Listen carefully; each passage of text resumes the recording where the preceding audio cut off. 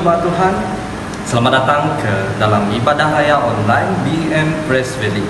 Semoga jemaat Tuhan terus berada dalam sukacita, terus sehat, sejahtera walaupun dalam situasi pandemik seperti sekarang ini.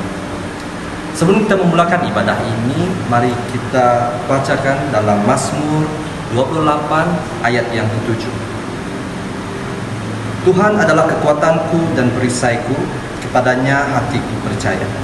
Aku tertolong, sebab itu beria-ia hatiku, dan dengan nyanyianku aku bersyukur kepadanya. Mari kita memulakan ibadah ini dengan doa. Saya pimpin Anda semua di dalam doa. Bapa kami di surga, terpujilah namamu ya Bapa. Segala puji, segala syukur hanya bagimu ya Bapa, karena Engkau punya kuasa, Engkau punya tahta dalam dunia ini Bapa dan di surga. Tuhan, kami mengucap syukur pada hari ini ya Bapa. Kami ada karena kasih, kami ada karena berkat-Mu ya Bapa yang tetap berkati kami pada setiap hari kami ya Bapa, yang kami sedar maupun kami tidak sedar ya Bapa. Tuhan, sekali lagi ya Bapa, untuk hari ini Bapa kami ingin datang ke mezbah-Mu ya Bapa, kami ingin memuji, meninggikan nama-Mu ya Bapa, menyembah-Mu ya Bapa. Maka Bapa, kami mau membawakan hati pribadi kami pada-Mu ya Bapa. Engkau menyucikan, Engkau mengkuduskan Bapa. Kami haus akan firman-Mu, kami haus akan teguran-Mu ya Bapa, pimpinan-Mu ya Bapa di dalam hidup kami Bapa. Maka kami percaya Tuhan dengan firman-Mu ya Bapa, dengan penyertaan-Mu yang akan memenuhkan pribadi kami ya Bapa. Tuhan, terima kasih Tuhan atas segala ya Bapa. Kami serahkan ibadah ini padamu, biar semuanya berjalan lancar dan Engkau memberkati tim pelayanan yang akan melayani hari ini dan juga yang membawa khotbah-Mu ya Bapa. Bapa, biar kerajaan-Mu terjadi seperti di bumi dan di surga. Bapa, kami serahkan semuanya pada tangan-Mu. Di dalam nama Tuhan Yesus Kristus kami sudah berdoa dan mengucap syukur. Amin. Mari kita sama-sama mengikuti ibadah online BM Praise Valley. Haleluya.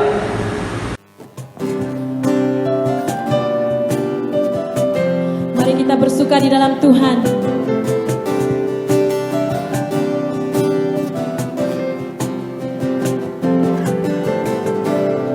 Hari ini hari yang telah dijadikan Tuhan.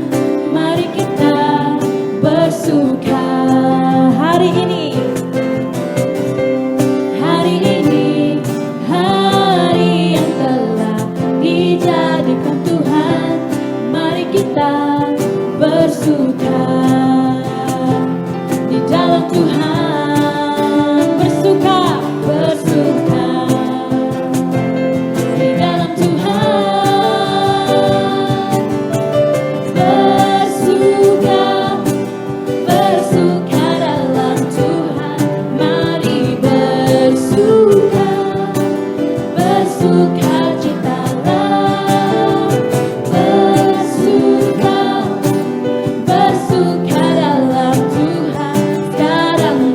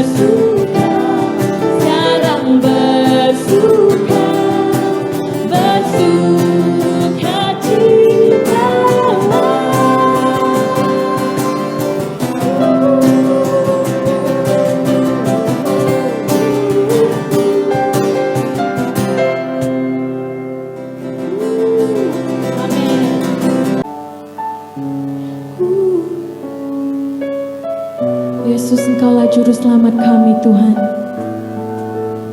dan Engkaulah kekuatan kami.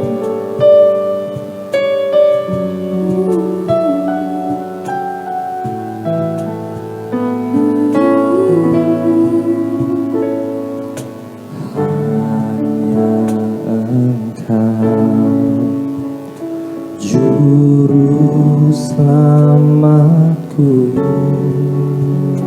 Tuhan Kau setia padaku.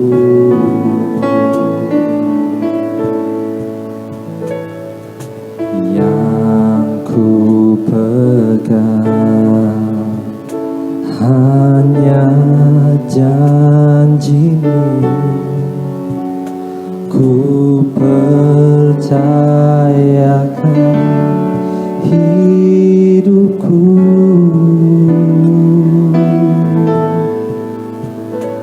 Ku sembah Kau Allahku, Bapa dan sahabatku. Kau yang pedulikan seluruh hidupku.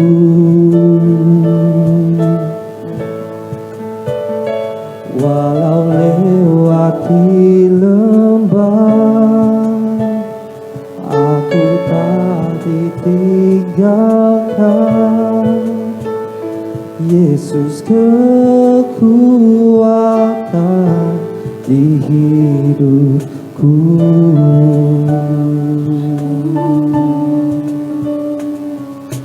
Hanya Engkau Juru Selamatku, Tuhan Kau setia padaku. Kami yakin,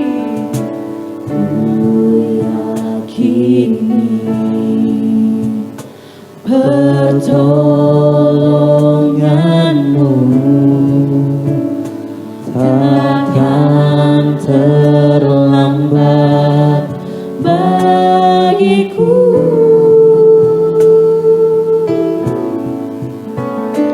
Ku sembah Kau Allahku,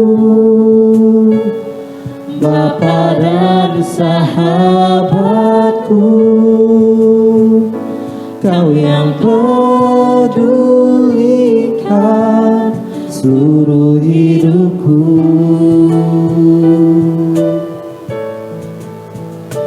Walau lewati lembah, aku tak ditinggalkan.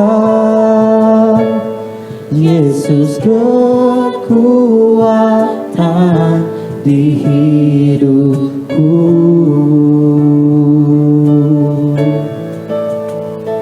Ku sembah Kau Allahku, Bapa dan sahabatku. Kau yang pedulikan seluruh hidupku. Walau lewati lembah,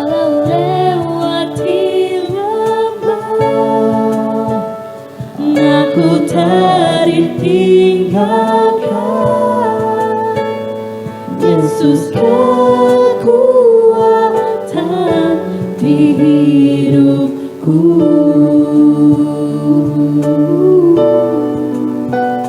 Yesus kekuatan di hidupku. Yesus kekuatan, Yesus kekuatan di hidupku.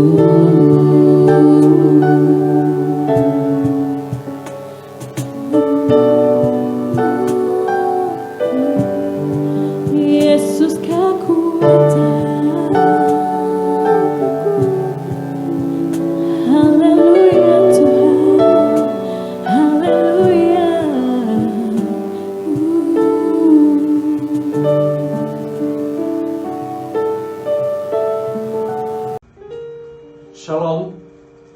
Puji Tuhan, karena kasih dan kesetiaan Tuhan menyertai kita selaku anak-anaknya, telah mempertemukan kita sekali lagi di dalam ibadah atas talian pada pagi hari ini. Saya percaya Tuhan pasti memberi dan menyediakan sesuatu yang sangat indah bagi setiap pribadi kita pada pagi hari ini. Untuk meneruskan ibadah kita, mari kita datang kepada Tuhan di dalam doa. Saya akan memimpin kita di dalam doa.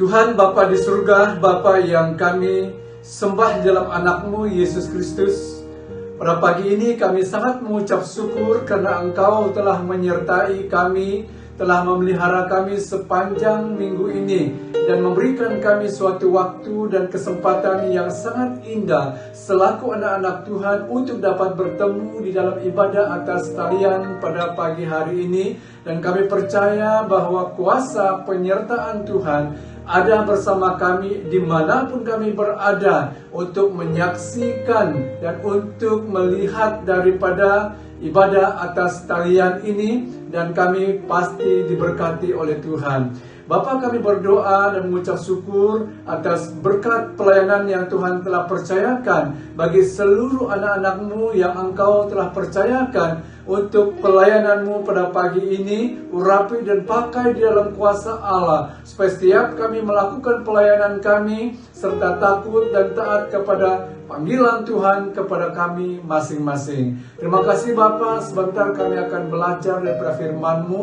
Mari Roh Kudus Tuhan, Engkau sertai kami, dahului kami dalam pelayanan firman Tuhan, supaya setiap kami memiliki hati yang siap untuk menerima firman Tuhan dan telinga untuk mendengar firman-Mu yang akan kami pelajari bersama pada pagi hari ini. Terima kasih Bapa, dalam nama Yesus kami sudah berdoa dan mengucap syukur. Amin. Baik, pada pagi hari ini saya akan membawa kita belajar daripada satu tajuk firman Tuhan ataupun tema firman Tuhan, yaitu menjadi pribadi yang mengandalkan Tuhan. Menurut Kamus Dewan edisi keempat, mengandalkan bermaksud menaruh harapan atau menaruh kepercayaan. Dan boleh kita katakan bahwa tema kita hari ini adalah menjadi pribadi yang menaruh harapan kepada Tuhan ataupun yang menaruh kepercayaan kepada Tuhan. Oke, berbicara tentang mengandalkan Tuhan, itu sebenarnya kenyataan cara kehidupan setiap anak-anak Tuhan. Oleh itu, mengandalkan Tuhan bukan bermusim. Oleh karena kita dalam keadaan yang sehat, kita mengandalkan Tuhan. Ataupun mungkin oleh karena kita dalam suatu keadaan yang sakit, oleh karena memerlukan pertolongan dan kesembuhan daripada Tuhan, baru kita mau mengandalkan Dia. Tetapi waktu kita sehat, tak perlulah untuk mengandalkan Tuhan dan sebagainya. Bukan bermaksud mengandalkan Tuhan oleh karena ada sebab. Maka itu kita akan belajar pada pagi hari ini, mengandalkan Tuhan itu harus selalu. Mengandalkan Tuhan itu harus setiap hari di dalam kehidupan kita. Nah, apakah dan bagaimanakah tindakan ataupun cara hidup pribadi seseorang yang selalu mengandalkan Tuhan?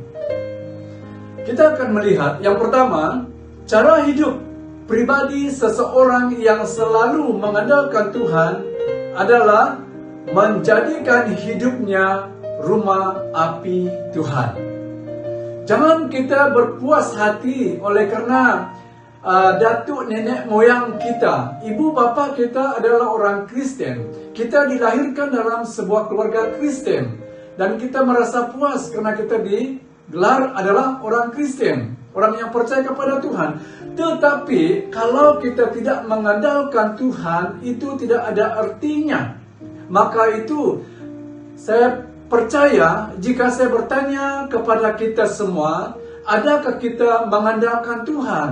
sudah pasti kita mengatakan, ya, saya mengandalkan Tuhan, saya berharap kepada Tuhan, saya percaya kepada Tuhan. Tetapi adakah suatu kehidupan, cara hidup kita membuktikan bahwa kita mengandalkan Tuhan? Nah, ini yang kita perlu belajar. Yang pertama, menjadikan hidup kita rumah api Tuhan. Rumah api. Kita tahu apa kegunaannya, apa keperluannya api. Selain untuk membakar, selain untuk digunakan untuk memasak. Dan api juga perlu untuk memberikan suatu cahaya, untuk menerangi dalam suatu kegelapan. Kalau orang-orang dahulunya, kalau orang di pedalaman, waktu dahulunya tidak ada lampu, tidak ada generator, semua menggunakan api. Okay? Semua menggunakan api. Perlu untuk pergi ke suatu tempat yang gelap ataupun untuk berjalan pada waktu malam, tidak ada lampu suluh, tidak pakai elektrik, hanya menggunakan api untuk menjadikan penerang di dalam perjalanan pada waktu malam. Nah, belajar pada hari ini ataupun pagi ini, kita perlu melihat suatu pembacaan firman Tuhan pada Injil Matius pasal yang kelima ayat yang ke-14. Kamu bagaikan cahaya bagi dunia. Kota yang terletak di atas bukit tidak dapat disembunyikan. Kita sebagai cahaya bagi dunia ini, seperti suatu rumah ataupun kota yang terletak di atas gunung ataupun di atas bukit. Mengapa firman Tuhan tidak mengatakan di dalam lembah? Oleh karena kalau di dalam lembah tidak akan kelihatan kecuali kita pergi masuk ke dalam lembah. Tetapi firman Tuhan mengatakan seperti kota yang terletak di atas gunung, supaya dilihat, kelihatan oleh semua orang yang ada di sekeliling gunung. Jadi kita orang Kristen perlu menjadi rumah api, rumah cahayanya Tuhan, untuk memancarkan suatu cahaya daripada kehidupan kita sebagai orang yang percaya kepada Tuhan. Jadi orang yang selalu mengandalkan Tuhan menjadikan hidupnya rumah api Tuhan. Menurut Dennis Fisher, Rumah Api Mission Point dibina pada tahun 1870 di semenanjung utara Michigan untuk memberi amaran kepada kapal-kapal supaya tidak melanggar timbunan pasir pantai dan juga pantai yang berbatu di sepanjang Tasik Michigan. Rumah api itu mendapat namanya sempena rumah api yang sebelumnya, yaitu sebuah gereja misi yang telah dibina 31 tahun sebelumnya. Sebelum rumah api itu dapat namanya. Nah, pada tahun 1839, seorang Reverend yang bernama Doherty menyahut panggilan Tuhan untuk menjadi pastor di sebuah gereja di kawasan Old Mission yang terdiri daripada orang asli Amerika. Masa itu, kebanyakan mereka ataupun orang asli Amerika tinggal jauh di bahagian selatan semenanjung itu. Di bawah kepimpinan Pastor Doherty, para petani, para guru, para pekerja di tempat itu bergotong royong untuk membina kehidupan yang lebih baik bagi masyarakat itu. Semua guru-guru, petani, pekerja, mereka bersama dengan Pastor Doherty untuk bergotong royong bagaimana untuk membina suatu cara hidup baru bagi masyarakat orang asli Amerika ini. Jemaat yang dikasihi oleh Tuhan Yesus, berbicara tentang bergotong royong, bekerja sama, merupakan suatu hal yang sangat penting dalam kehidupan gereja pada masa sekarang ini, ataupun dalam kehidupan sebuah gereja ataupun orang percaya kepada Tuhan. Oleh karena bergotong royong, bekerja sama, membawakan suatu semangat di dalam kehidupan, dalam sebuah kelompok orang percaya kepada Tuhan.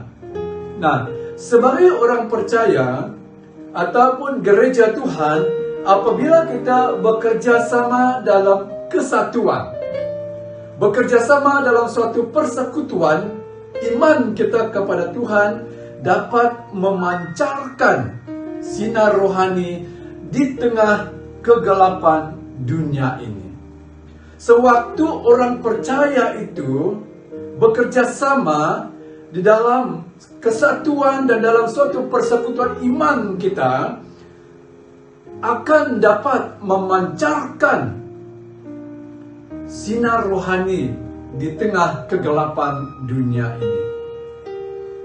Seperti dikatakan di dalam surat Filipi pasal yang kedua ayat yang ke-15, supaya kamu tiada beraib dan tiada bernoda, sebagai anak-anak Allah yang tidak bercelah di tengah-tengah angkatan yang bengkok hatinya dan yang sesat ini, sehingga kamu bercahaya di antara mereka seperti bintang-bintang di dunia. Di antara orang-orang yang dalam kegelapan, kita diminta untuk bercahaya di antara mereka. Kalau bintang-bintang di langit bercahaya untuk menerangi di langit, di angkasa, dan kita diminta supaya menjadi bintang-bintang yang memancarkan cahaya di tengah-tengah dunia yang penuh dengan kegelapan ini. Menurut Filipi pasal 2 ayat yang ke-15 ini, Yesus berkata, menurut ayat yang kita sudah baca tadi, daripada Matius pasal 5 ayat yang ke-14, saya membaca hingga ayat yang ke-16. Ayat 14 berkata tadi, kamu adalah terang dunia, kota yang terletak di atas gunung, tidak mungkin tersembunyi. 15, lagi pula, orang tidak menyalakan pelita lalu meletakkannya di bawah gantang, melainkan di atas kaki dian, sehingga menerangi semua orang di dalam rumah itu. Ayat yang ke-16, demikian hendaknya terangmu bercahaya di depan orang, supaya mereka melihat perbuatanmu yang baik dan memuliakan Bapamu yang di sorga. Jemaat Tuhan, menurut ayat ini, bahwa kita adalah terang bagi dunia ini. Seperti kota yang di atas gunung, di atas bukit. Dan dikatakan pada ayat yang ke-15, lagi pula orang tidak menyalakan pelita lalu meletakkannya di bawah gantang, melainkan di atas kaki dian, sehingga menerangi orang di dalam rumah itu. Tidak ada seorang pun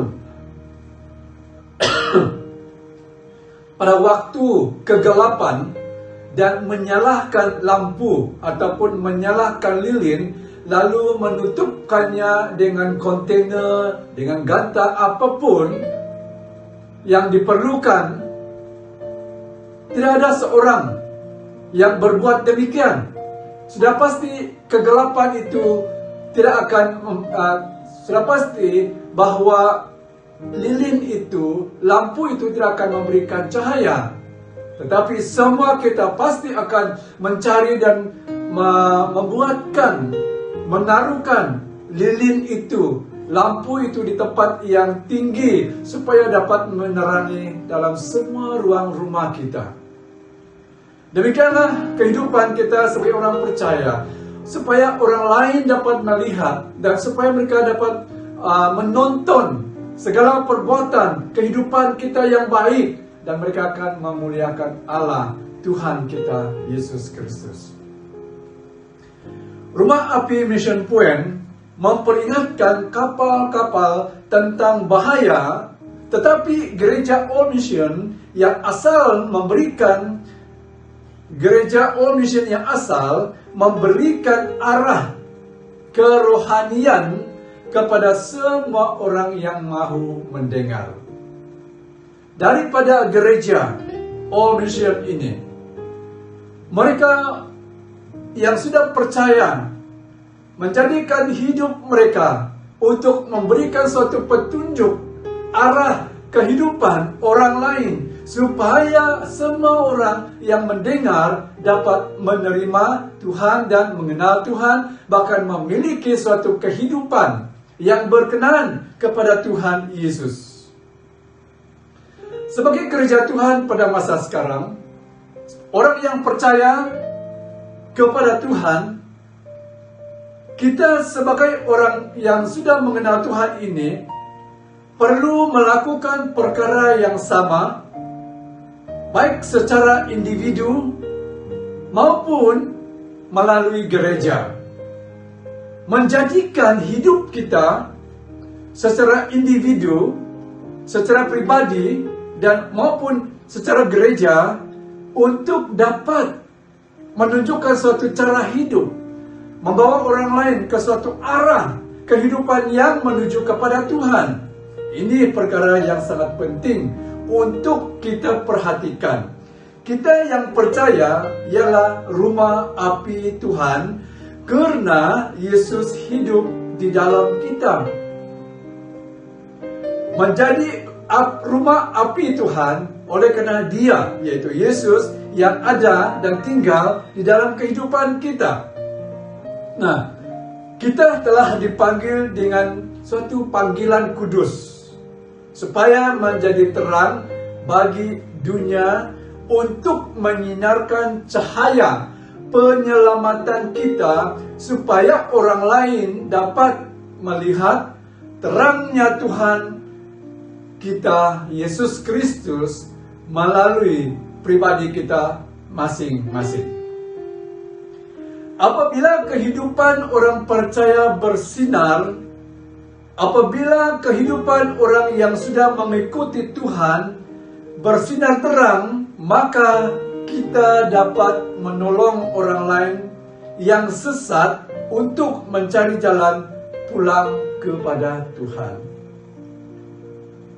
Ini suatu tindakan cara hidup orang yang mengandalkan Tuhan selalu di dalam kehidupannya, menjadikan hidup kita memancarkan suatu terang yang begitu terang, supaya kita dapat membantu, menuntun orang lain untuk pergi dan untuk datang kepada Tuhan dan menerima Yesus sebagai Tuhan dan Juru Selamat bagi pribadi mereka.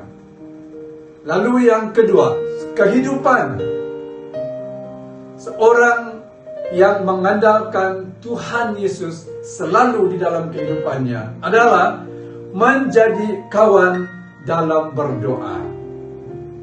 Kita membaca 1 Tesalonika pasal 5 ayat yang ke-25.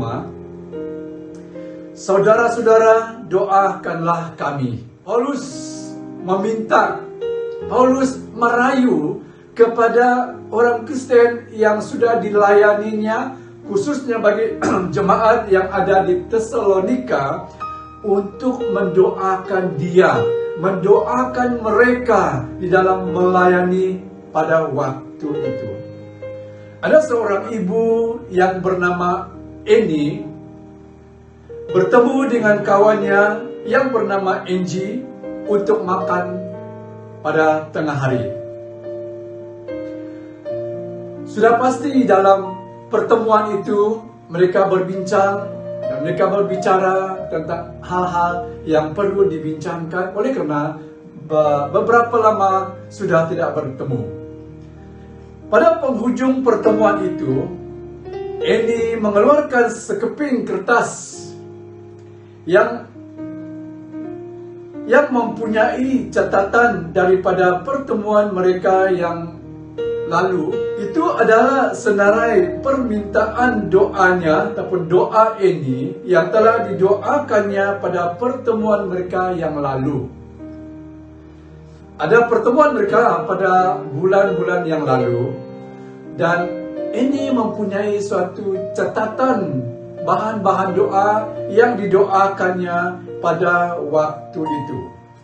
Lalu Angie meneliti setiap catatan dan bertanya kepada Annie, sama ada Tuhan sudah mengabulkan doa itu ataupun belum, atau apakah ada perkembangan lain yang telah berlaku dalam beberapa masa setelah mendoakan bahan-bahan doa tersebut.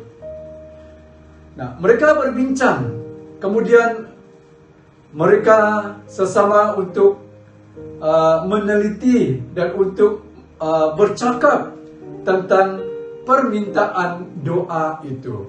Dan sudah pasti apa yang sudah mereka bincangkan membuat dan menjadikan mereka sebagai kawan doa yang saling membantu satu dengan yang lain di dalam doa. Jemaat Tuhan, sudah pasti kita sangat terdorong apabila mempunyai kawan yang berdoa. Kita memiliki suatu dorongan, suatu semangat jika kita mempunyai kawan yang mendoakan, jika kita mempunyai rakan yang begitu setia mendoakan tentang pribadi kita, ataupun kita mendoakan tentang kawan kita yang lain. Ini hal yang sangat-sangat penting. Berdirinya saya hari ini untuk menyampaikan firman Tuhan bukan oleh karena kekuatan kemampuannya saya, tetapi saya percaya bahwa banyak kawan-kawan, banyak orang percaya, bahkan gereja-gereja dan anggota jemaat yang tekun mendoakan kami sebagai hamba Tuhan yang dapat melakukan tanggung jawab pelayanan, panggilan Tuhan kepada kami semua. Inilah yang sangat penting dalam kehidupan kita, memiliki kawan dalam berdoa ataupun menjadikan pribadi kita kawan di dalam berdoa. Rasul Paulus menjalinkan persahabatan dalam doa dengan para jemaat yang sudah dilayaninya, termasuk jemaat di Tesalonika. Paulus bersyukur kepada Tuhan atas kepercayaan, kasih, dan harapan mereka, yaitu jemaat di Tesalonika. Paulus mengucap syukur kepada Tuhan. Apa yang dia sudah lihat, apa yang telah dikerjakan, iman dan keselamatan yang ada pada jemaat yang ada di Tesalonika. Mari kita membaca satu ayat daripada 1 Tesalonika pasal 1 ayat 2 dan ayat yang ketiga. Ayat 2, kami selalu mengucap syukur kepada Allah karena kami semua dan karena kamu semua, dan menyebut kamu dalam doa kami. 3, sebab kami selalu mengingat pekerjaan imanmu, usaha kasihmu, dan ketekunan pengharapanmu kepada Tuhan kita Yesus Kristus di hadapan Allah dan Bapa kita. Paulus mengucap syukur kepada Tuhan, dan sehingga dia menyebut mereka di dalam doa. Dia menyebut tempat-tempat orang yang sudah percaya. Dia menyebut pemimpin-pemimpin yang ada di situ. Dia menyebut semua keluarga-keluarga yang sudah menjadi percaya. Dia menyebut apapun yang diperlukan bagi semua orang yang percaya pada masa itu. Bayangkan jemaat yang dikasihi oleh Tuhan Yesus Kristus. Paulus juga sangat rindu ingin berjumpa dengan mereka. Lalu ia memohon kepada Tuhan dan mengatakan siang malam. Dia berdoa kepada Tuhan siang malam supaya dia dapat melawati mereka lagi. Ini yang Paulus lakukan. Oleh karena suatu kerinduan di dalam Paulus ingin berjumpa dengan mereka yang sudah dilayaninya dan supaya dapat bertemu dengan mereka. Jadi siang malam dia berdoa kepada Tuhan. Ayat yang ke-12 daripada 1 Tesalonika pasal 3 ayat 10 hingga ayat yang ke-13. Ayat 10 tadi mengatakan siang malam dia berdoa. Lalu ayat yang ke-12 Paulus meminta Tuhan untuk membantu mereka untuk semakin dan saling mengasihi dan semakin mengasihi semua orang. Semakin saling mengasihi satu sama yang lain dan juga untuk saling mengasihi orang lain. Ini doa Paulus kepada orang percaya di Tesalonika. Lalu ayat yang ke-13, Paulus juga berdoa supaya hati mereka tidak akan bercelah di hadirat Tuhan. Jadi Paulus bukan hanya mau untuk bertemu dengan mereka, tapi dia juga berdoa supaya mereka menjadi orang Kristen yang tidak akan bercelah. Dia mau supaya mereka menjadi orang Kristen yang sungguh-sungguh hidup di dalam Yesus Kristus. Dia tidak mau mereka di dalam suatu keadaan yang meninggalkan Tuhan, ataupun dalam suatu kehidupan yang tidak mempedulikan Tuhan. Tetapi dia mau menjadikan mereka orang yang tetap mencari kehadiran Tuhan di dalam kehidupan mereka. Jemaat di Tesalonika pasti terdorong apabila mereka membaca tentang keprihatinan dan doa Paulus untuk mereka ini. Kalau saya mendengar orang berdoa kepada saya juga sangat terdorong. Saya banyak kali mendengar anggota-anggota jemaat berdoa untuk pelayanan kami sekeluarga dan hamba-hamba Tuhan yang lain dalam pelayanan. Dan itu sangat mendorong, menguatkan, memberikan suatu semangat untuk dapat meneruskan pelayanan Tuhan. Jadi Paulus merasakan hal yang seperti itu di dalam kehidupannya. Demikian juga bagi jemaat yang di Tesalonika ini. Mereka pasti terdorong, mereka pasti senang hati oleh karena Paulus senantiasa mendoakan mereka. Keprihatinan Paulus kepada mereka. Paulus juga mengetahui bahwa dia sendiri memerlukan kehadiran dan kuasa Tuhan. Maka itu Paulus merayu, doakanlah kami saudara-saudara seiman. Bayangkan di sini, Paulus memerlukan sokongan doa daripada jemaat yang dilayaninya, oleh karena dia secara pribadi juga memerlukan kehadiran Tuhan, penyertaan Tuhan itu dalam kehidupannya, bahkan memerlukan kuasa yang daripada Tuhan untuk pribadinya. Karena dia mengetahui daripada kehidupan kemanusiawian pasti akan menjadikan dia gagal. Oleh itu dia mau supaya kehadiran kuasa Allah, kuasa Tuhan itu bersama dengan dia. Maka itu dia merayu, doakanlah kami saudara-saudara seiman.